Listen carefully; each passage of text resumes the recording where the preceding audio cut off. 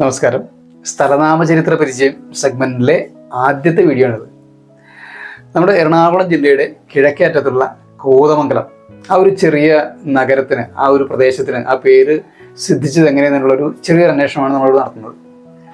നമ്മുടെ പരിമിതമായിട്ടുള്ള സൗകര്യങ്ങൾ വെച്ചിട്ട് കിട്ടാവുന്ന ചെറിയ വിഷ്വൽസൊക്കെ സംഘടിപ്പിച്ചിട്ട് ഒരു 2 വീലർ യാത്ര ടൗണിലൂടെ നടത്തി ആ നഗരത്തിൻ്റെ അത്യാവശ്യം പരിധികളിലേക്കുള്ള നല്ല വിഷ്വൽസൊക്കെ എടുക്കാനായിട്ട് ശ്രമിച്ചിട്ടുണ്ട്. ഒപ്പം സാമാന്യേന കിട്ടാവുന്ന ചരിത്ര വസ്തുതകളും സമാഹരിച്ചിട്ടുണ്ട്. അപ്പം ഇതിൽ കാണുമ്പോൾ നിങ്ങൾ ശ്രദ്ധ വഹിക്കേണ്ടുന്ന ഒരു കാര്യം എന്താണെന്ന് വെച്ചിട്ടുണ്ടെങ്കിൽ, ഈ പറയുന്നതിൽ കൂടുതൽ വിവരങ്ങൾ എന്തെങ്കിലും നിങ്ങൾക്കറിയുമെങ്കിൽ തീർച്ചയായിട്ടും ഒരു കമൻറ്റിൽ കുറിക്കുക. അത് എല്ലാവർക്കും പ്രയോജനപ്പെടുന്നൊരു വിവരങ്ങളായിട്ട് ഒരു പബ്ലിക് പ്ലാറ്റ്ഫോമിൽ കിടക്കും എന്നൊരു അഡ്വാൻറ്റേജ് കൂടി അതിനുണ്ട്. ആ ഒരു മനസ്സോടെ ഈ വീഡിയോകൾ ഫോളോ ചെയ്യാനായിട്ട് ശ്രമിക്കുക. ഓക്കെ.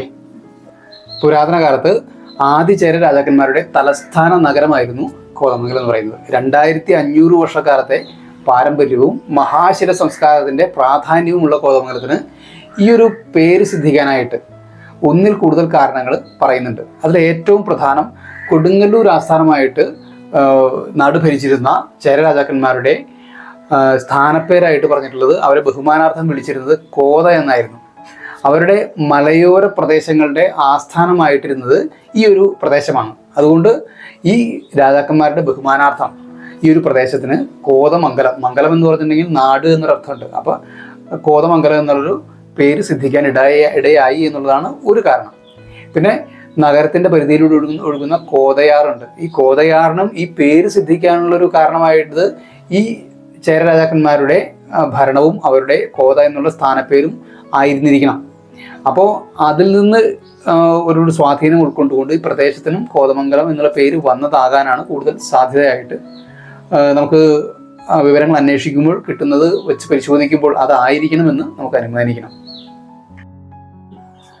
നമ്മുടെ സാംസ്കാരിക വൈവിധ്യവും പാരമ്പര്യവും ഒക്കെ കടന്നു വന്നിട്ടുള്ള വഴികൾ, അത് സിദ്ധിച്ചിട്ടുള്ള വഴികൾ എന്താണെന്നൊക്കെ നമുക്ക് ഒരുപാട് തിരക്കി അറിയാതെ തന്നെ ലഭ്യമാകാനുള്ളൊരു സംവിധാനങ്ങൾ ഉണ്ടാക്കേണ്ടുന്ന ചുമതല അതത് ലോക്കൽ ബോഡികൾക്കാണ്. പക്ഷേ നിർഭാഗ്യമെന്ന് പറയട്ടെ, നമ്മുടെ നാട്ടിൽ അങ്ങനെ സംഭവിച്ചു കാണാറില്ല. ഇപ്പോൾ ഈ കോതമംഗലത്തിൻ്റെ ചരിത്രം തന്നെ പരിശോധിക്കാനായിട്ട് കോതമംഗലം മുനിസിപ്പാലിറ്റിയുടെ വെബ്സൈറ്റ് തുറന്ന് ചരിത്രം എന്താണെന്ന് അറിയാൻ ശ്രമിച്ചാൽ കിട്ടുന്ന വിവരങ്ങൾ മിക്കവാറും ശൂന്യമെന്ന് തന്നെ പറയേണ്ടി വരും. വളരെ നിർഭാഗ്യമാണത്. പുതിയ ജനറേഷന് നമ്മുടെ നാടിനെക്കുറിച്ചുള്ള, നമ്മുടെ ലോക്കൽ ചുറ്റുപാടുകളെക്കുറിച്ചുള്ള ചരിത്രങ്ങളൊക്കെ അവർ ഒരുപാട് തിരക്കി ഇറങ്ങാതെ തന്നെ അവരിലേക്ക് എത്തിക്കാനുള്ള സംവിധാനമാണ്, ഒരു സ്ഥിരം സംവിധാനമാണ് ശരിക്കും നമുക്ക് വേണ്ടത്. ശരിയല്ലേ? നിങ്ങളൊന്ന് ആലോചിച്ച് നോക്കൂ. അപ്പോൾ ഇത്തരം നമ്മൾ ക്രിയേറ്റ് ചെയ്യുന്ന ഇത്തരം വീഡിയോകൾ കൂടുതൽ ആളുകളിലേക്ക് ഷെയർ ചെയ്തിട്ട് ഇത് പോവുകയാണെന്നുണ്ടെങ്കിൽ ഒരുപാട് ആളുകളിലേക്ക് എത്തും. സമീപഭാവിയിൽ അല്ലെങ്കിൽ കൂടി അല്പം വിദൂര ഭാവിയിൽ എന്ന് വേണമെങ്കിൽ പറയാം, അങ്ങനെയുള്ള കാലത്ത് തന്നെ ഇത്തരം സംവിധാനങ്ങൾ നിലവിൽ വരും എന്ന് തന്നെ നമുക്ക് പ്രത്യാശിക്കാം. കോതമംഗലത്തിന് ആ പേര് സിദ്ധിക്കാനുള്ള ഒരു കാരണമായിട്ട്, അടുത്തൊരു കാരണമായിട്ട് പറയാൻ പറ്റുക കോത വലിയകാവ് ഭദ്രകാളി ക്ഷേത്രം. അവിടെ കോതമംഗലത്തുള്ള ഒരു പ്രശസ്തമായിട്ടുള്ളൊരു ക്ഷേത്രമാണ്. ഈ ഒരു ക്ഷേത്രത്തിൻ്റെ പുരാതന ക്ഷേത്രമാണ്. ഈ ഒരു ക്ഷേത്രത്തിൻ്റെ പേരിൽ നിന്ന് ആ ഒരു സ്വാധീനത്തിൽ ഉൾക്കൊണ്ടുകൂടി ആകാം ഈ ഒരു കോതമംഗലം എന്നുള്ള പേര് വരാനായിട്ടുള്ള അടുത്ത ഒരു കാരണം.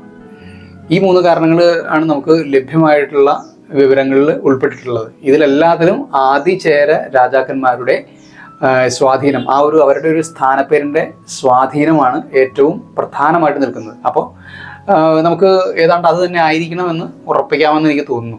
നിങ്ങളുടെ അഭിപ്രായങ്ങളൊക്കെ ഒന്ന് കമൻറ്റ് ചെയ്ത് വിടുക. ഞാനീ ഷെയർ ചെയ്തിട്ടുള്ള വിവരങ്ങളിൽ കൂടുതൽ നിങ്ങൾക്ക് അറിയുമെങ്കിൽ, ഞാൻ തുടക്കത്തിൽ പറഞ്ഞു, അതുപോലെ അറിയുമെങ്കിൽ നിങ്ങൾക്ക് തീർച്ചയായിട്ടും കമൻറ്റിൽ എഴുതാം. കാരണം തുടർന്ന് വരുന്ന ഒരു റെഫറൻസിനും ആ ഒരു വീഡിയോ, നിങ്ങളുടെ കമൻറ്റ് ഉൾപ്പെടെയുള്ള ആ ഒരു വീഡിയോ പ്രയോജനപ്പെടുമെന്ന് തന്നെ നമുക്ക് ചിന്തിക്കാം. ഭൂത്താൻകെട്ട് ഡാം, സാലിമലി പക്ഷി സങ്കേത കേന്ദ്രം തുടങ്ങി നമുക്ക് മികച്ച കാഴ്ചാനുഭവം തരുന്ന ഇടങ്ങൾ കോതമംഗലത്തിൻ്റെ സമീപ പ്രദേശങ്ങളായിട്ട് തന്നെ ഉണ്ട്. അതുകൂടാതെ കേരളത്തിലെ 108 ശിവാലയങ്ങളിൽ പ്രസിദ്ധമായിട്ടുള്ള തൃക്കാരിയൂർ മഹാദേവ ക്ഷേത്രം, വൈദ്യനാഥ സങ്കല്പത്തിലുള്ള ശിവപ്രതിഷ്ഠയുള്ള പ്രധാനപ്പെട്ടൊരു പുരാതന ക്ഷേത്രമാണ് തൃക്കാരിയൂർ മഹാദേവ ക്ഷേത്രം. ആദി ചേര രാജാക്കന്മാരുടെ ഒരു പ്രധാനപ്പെട്ട കേന്ദ്രമായിരുന്ന ഇവിടം ആ കാലത്ത് കരൂർ എന്ന പേരിലാണ് അറിയപ്പെട്ടിരുന്നത്. അപ്പോൾ കോതമംഗലം എന്ന പേരിന് പിന്നിലുള്ള ചരിത്ര വസ്തുതകൾ അടിസ്ഥാനമായിട്ട് നമുക്ക് കിട്ടുന്ന വിവരങ്ങൾ ഇത്രയൊക്കെയാണ്. ഞാൻ ആദ്യം പറഞ്ഞ പോലെ നിങ്ങൾക്ക് ഇതിലൂടെ കൂട്ടിച്ചേർക്കാം. അപ്പോൾ പേരിന് പിന്നാലെയുള്ള അന്വേഷണവും തിരക്കലുമൊക്കെ നമുക്ക് തുടർന്നുകൊണ്ടേയിരിക്കാം. അടുത്ത വീഡിയോയിൽ വീണ്ടും കാണാം. എല്ലാവർക്കും അതുവരെ നമസ്കാരം.